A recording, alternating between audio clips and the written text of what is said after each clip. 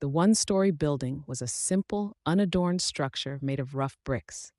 Long and rectangular, it was divided into 3 equal sections. At its center lay the main hall, spacious enough to accommodate a crowd, flanked by 2 smaller rooms on either side. Yu Cai Ling's room was located on the east end. Modest in appearance, it had polished yellow mud walls that were smooth and clean. At the center of the room was a large square stove made of clay, its age evident in its worn design. Despite its old-fashioned look, the stove radiated enough heat to warm the entire space. But today, even this warmth couldn't calm Yu Cai Ling's frayed nerves. The events of the past few days had left her feeling faint with fear.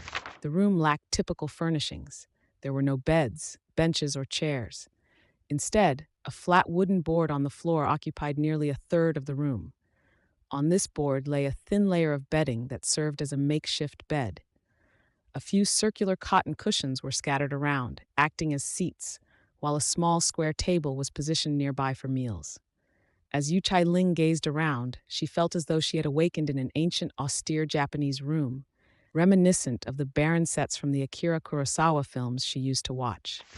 When she first regained consciousness 10 days ago, the starkness of the room had overwhelmed her, and she had promptly fainted again, wishing desperately that she could simply vanish from this strange existence.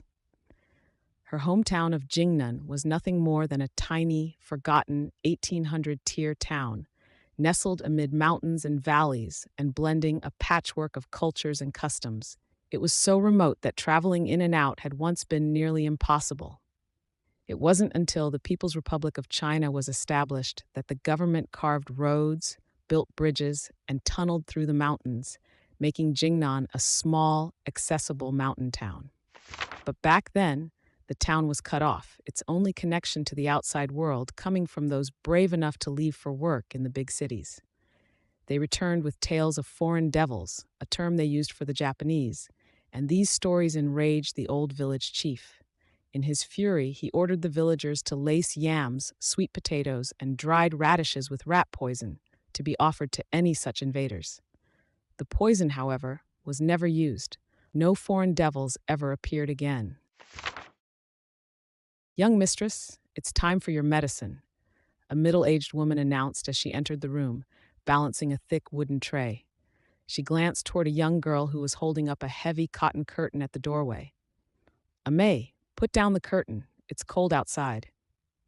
Yu Cai Ling snapped back to attention, quickly composing herself as best she could in her kneeling position. The woman set the tray down on the small table. On it were 2 pottery bowls, one large and one small. The larger bowl was filled with steaming medicinal soup, while the smaller held 3 candied fruits, a meager concession to the bitter taste that was to follow. Yu Cai Ling lifted the large bowl and took a cautious sip, immediately cringing as the intense bitterness filled her mouth. The taste was unbearable, worse, she thought, than drinking dichlorvos, even though she had never tasted the insecticide herself. After finishing the bitter medicine, Yu Cai Ling picked up a piece of candied fruit and let it dissolve in her mouth, savoring the sweet reprieve.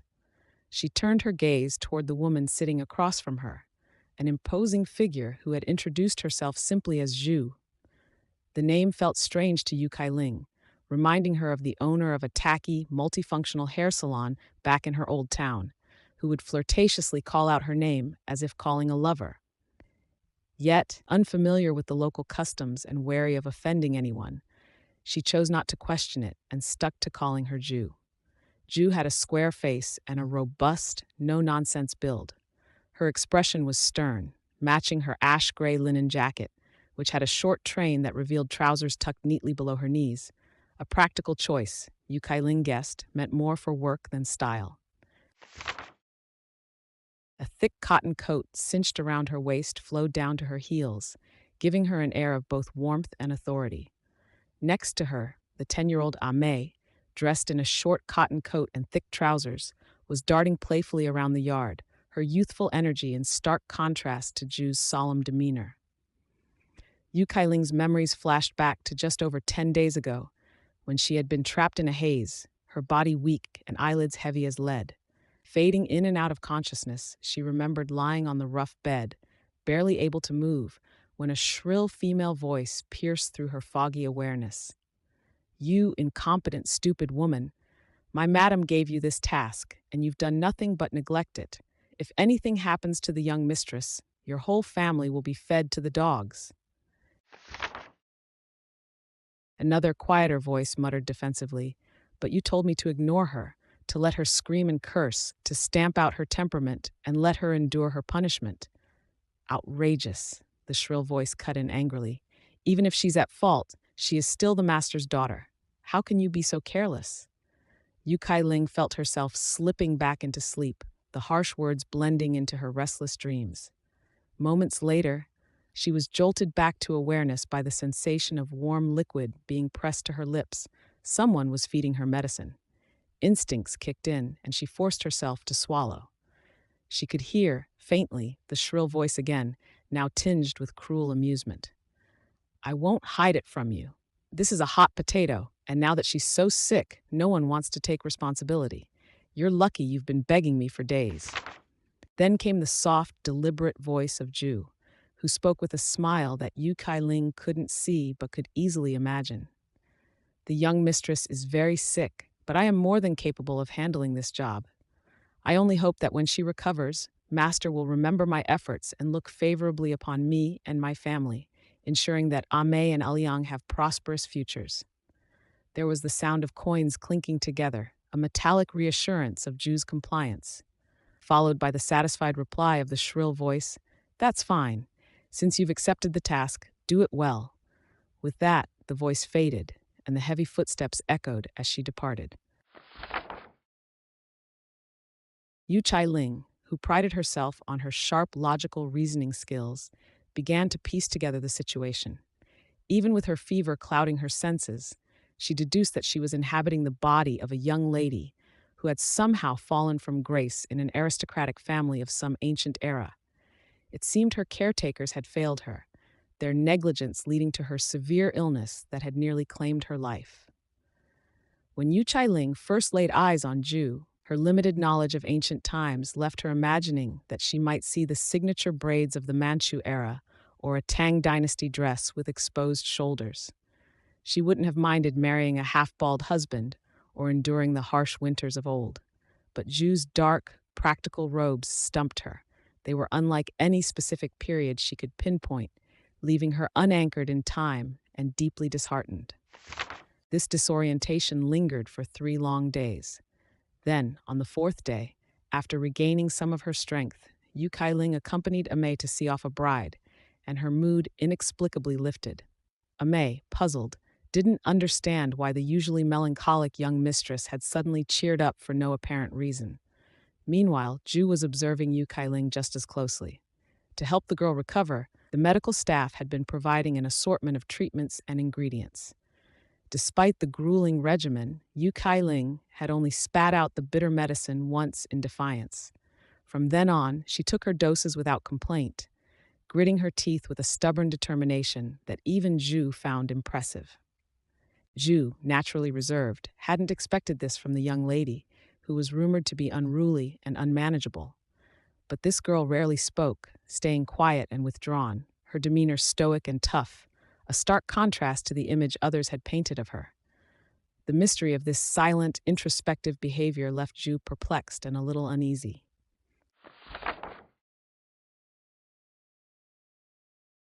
After finishing the bitter medicine, Ame, her round face flushed with excitement, nestled up to Yu Cai Ling's side. "Young mistress, it's warm outside today. Let's go and play," she suggested eagerly. Yu Cai Ling, weary from being cooped up indoors, nodded in agreement, longing for a change of scenery. "It's good to get some fresh air," Ju remarked with an unusual smile. "But remember, the guards aren't here today. Don't stray too far, and take Aliang with you." Yu Cai Ling glanced at Ju with a puzzled expression. It was unlike the usually quiet woman to speak so much, let alone grant permission for Yu Cai Ling to go out and play without a strict adult companion. Something about today felt different. Ame made a playful face at her mother and quickly helped Yu Cai Ling put on her thick-soled cotton shoes, wrapping herself in a heavy cloak. The two girls, thrilled with their newfound freedom, joined hands and dashed outside. Stepping into the crisp air, Yu Cai Ling inhaled deeply, the cold biting her lungs in a way that felt invigorating. The charcoal fire in her chest seemed to cool as the fresh, icy air filled her. She tilted her head back, marveling at the expanse of blue sky above her, an endless stretch of white clouds floating lazily in a pristine sky, like the illustrations from her childhood textbooks come to life. The sky was vast, clear as pure ice water, and it made Yu Cai Ling feel unexpectedly joyful. The courtyard was encircled by a tall bamboo fence, offering a sense of seclusion. Although it was a rural dwelling, the cottage was robust, with a towering roof and 3 spacious rooms that felt anything but cramped or sorrowful. The house's scale and design were far from the compact, melancholic architecture of Japan that Yu Cai Ling had initially assumed. Feeling pleased with the surroundings, Yu Cai Ling pulled a Mei and a 7 or 8-year-old boy named Liang along as they ventured beyond the yard. In the distance, 2 figures on horseback galloped toward them, their combat gear glistening under the sun, kicking up snow and dust as they rode. Mei, her eyes sharp and full of recognition, gasped and pointed. "That's father and brother!" she exclaimed, breaking free from Yu Cai Ling's grasp. Without hesitation, she ran forward, her voice ringing out in the cold air. "Father, brother!" The 2 horsemen reined in their horses with precision at the front of the yard, dismounted in unison, and greeted the group. The older man, with a weathered but kind face, immediately spotted Yu Cai Ling and approached her. Clasping his fists and bowing his head, he smiled respectfully. "Young mistress." The younger rider, a boy of 17 or 18, followed his father's gesture, mimicking the respectful bow with his own hands clasped. Yu Cai Ling acknowledged them with a smile. "Welcome back, Fu Yi. Is the young mistress heading out to play?" Fu Yi asked, his voice warm and cheerful. "We just passed by the temple to the river god. There's quite a crowd gathered. You should go and join the excitement." He then turned to his son. "Deng, don't go inside just yet. Join them." Fu Deng obediently handed the reins of his horse to his father. The group stepped forward, their feet crunching on the thin layer of snow beneath them, and headed toward the sounds of distant festivities. Fu Yi, Yu Cai Ling had learned, was Ju's husband. She had overheard the guards refer to him as Leader Fu, and she followed suit.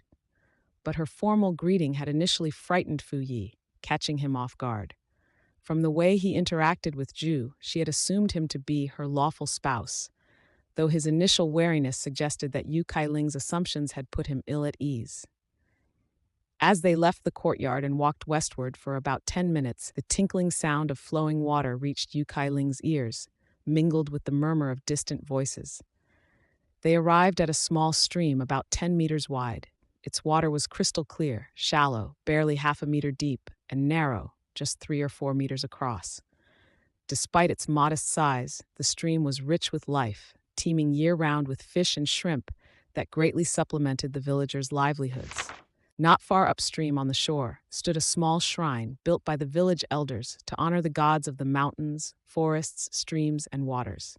It was a simple but reverent space, constructed to secure the gods' blessings and to bring more abundance in fish, shrimp, fruits, and vegetables to the community.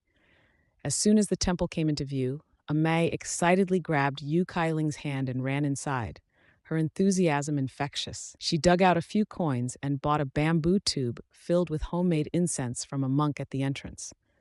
Next, she approached a young girl holding a basket of fruits, purchasing a selection that Yu Cai Ling didn't recognize. The girl, noticing the handsome Fu Deng nearby, couldn't resist a playful gesture. She tossed an orange at him with a mischievous grin, her gaze lingering on his flushed face. Fu Deng's cheeks reddened, his embarrassment plain as he caught the fruit with a nervous smile. Mei beamed with excitement. "My brother is getting engaged soon," she announced proudly. Yu Cai Ling smirked and teased. "Then why do you still charge us for the fruit if you like him?" The girl with the basket laughed brightly. "Even if he's handsome, my family still needs to eat." Her response sparked a round of hearty laughter among the group. The so-called temple was a large structure consisting of 2 halls, one positioned behind the other. The villagers, who had seen Yu Cai Ling and her entourage several times, recognized her as the young lady from a nearby wealthy family and eagerly invited them inside. The front room was filled with thick incense smoke, and high on a platform stood several grotesque, ferocious statues of deities. The figures were a confusing blend, Guanyin that didn't resemble Guanyin and a bizarre version of Jesus. At the foot of these stone figures, several pools of blood stained the floor, remnants of recent sacrifices. Nearby, chickens and ducks still flailed their legs, trapped in a large wooden basin, their lives slowly ebbing away. Yu Cai Ling shook her head yet again, disheartened by the crude depictions of the deities. The statues, terrifying in appearance, and the primitive methods of worship seemed out of touch. How could believers find solace or inspiration in such grotesque figures? She couldn't help but imagine how she would modernize the temple. She'd craft benevolent statues, surround them with fresh flowers, add ponds of goldfish, and perhaps even organize poetry readings and scripture recitations.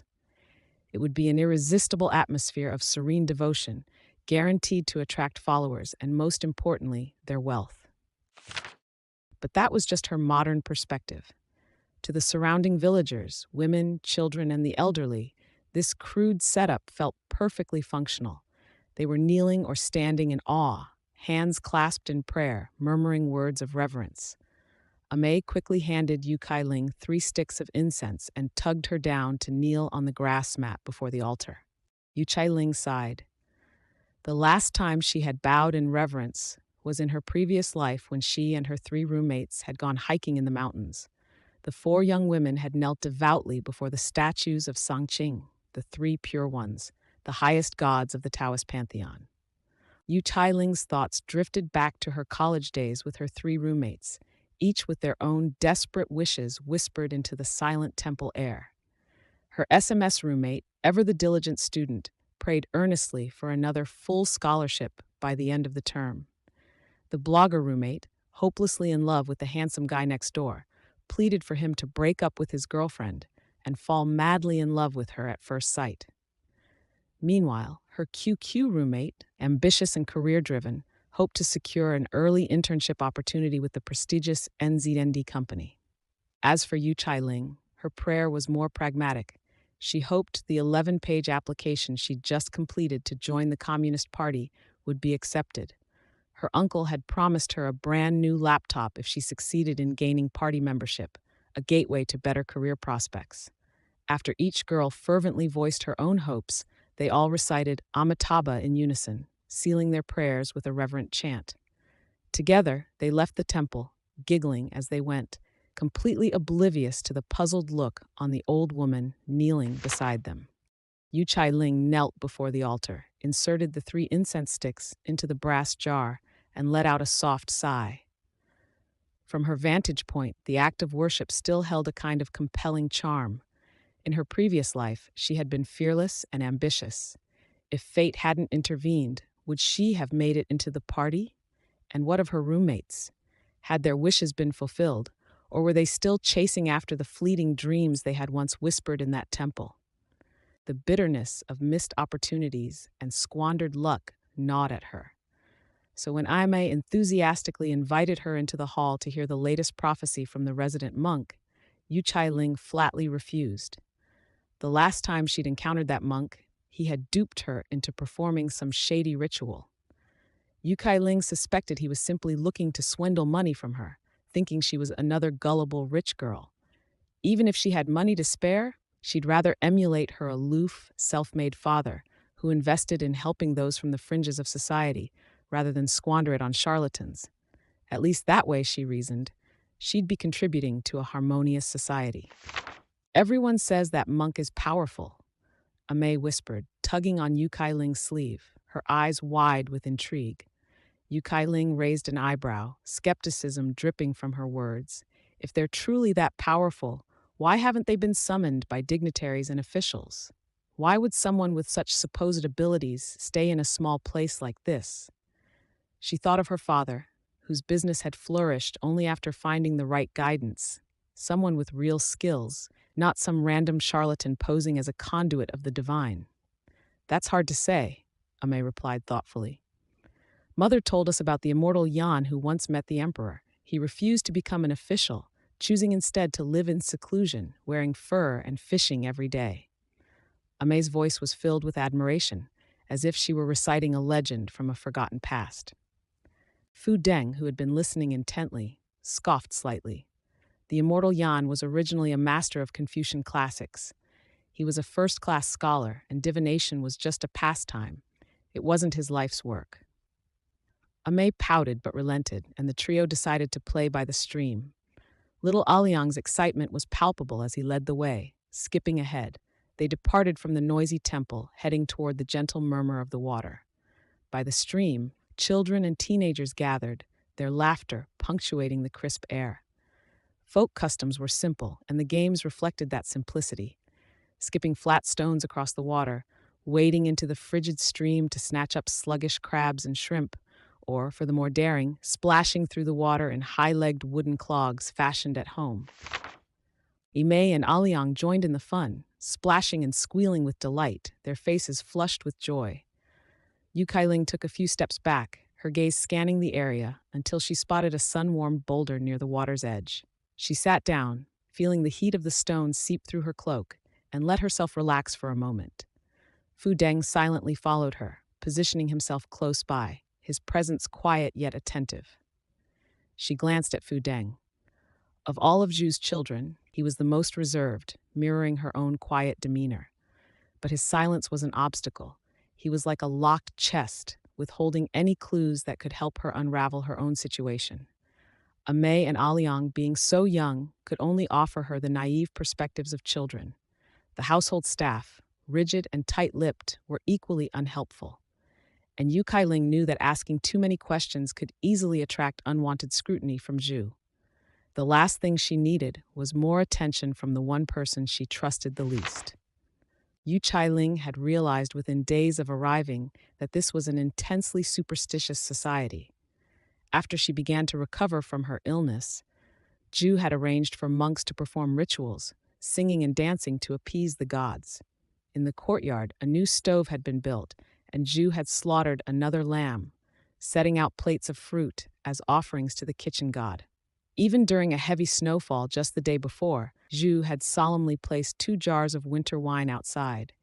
Yu Cai Ling couldn't tell if it was meant to make the snow stop or encourage it to fall harder.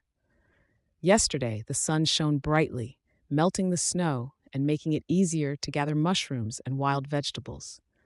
Zhu, delighted by the change in weather, killed a pair of chickens and ducks as a fresh offering. Yu Cai Ling didn't dare ask what all the rituals meant. The superstitions ran too deep for her to grasp fully. What bothered Yu Cai Ling the most, though, was that she still didn't know the name of the body she now inhabited.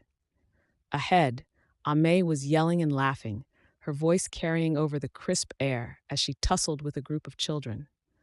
A boy had been teasing Aliang, and Ame retaliated by picking up a piece of frozen ice from the grass and shoving it down the back of the boy's shirt. The boy leapt and shrieked like a scalded shrimp, and the other children burst into laughter. Yu Cai Ling couldn't help but smile. Despite the strangeness of her situation, she was grateful to Zhu and her family. More than 10 days ago, when Yu Cai Ling was still groggy and feverish, she had sensed that her surroundings were bleak. She'd been lying on a hard wooden board with only thin cotton for bedding, and the room was damp and cold, carrying a faint, unpleasant odor. But after she arrived, Zhu had changed all her clothes and blankets to warm, thick materials. With the help of other rural women, Zhu had hauled a large stove into the room to heat the entire space. She'd scrubbed the place meticulously and even used lit mugwort to smoke out the room inch by inch, ensuring there were no lingering insects or pests. Zhu built a stove, piled firewood, and cooked nourishing meals daily, slowly nursing Yu Cai Ling back to health. Each day, Yu Cai Ling felt a bit stronger, though she remained thin and weak. Recovering from such a severe illness wasn't easy, especially in an era with rudimentary medical care. Even today, despite her good spirits, Yu Cai Ling felt frail, unable to walk too fast or too far. To lift her mood, Zhu had found a bull cart and arranged for 2 guards to take Yu Cai Ling and Ame on leisurely rides through the countryside. In Yu Cai Ling's mind, Survival was the first priority. Only after living could one think about living well. Stranded in this unfamiliar time and place, she had no choice but to adapt. She was inherently practical and selfish. Sentimentality had no place in her fight for survival. She would do what was necessary to stay alive. If you like this content, please subscribe, like, and comment. Thank you. Stay tuned for the next chapter.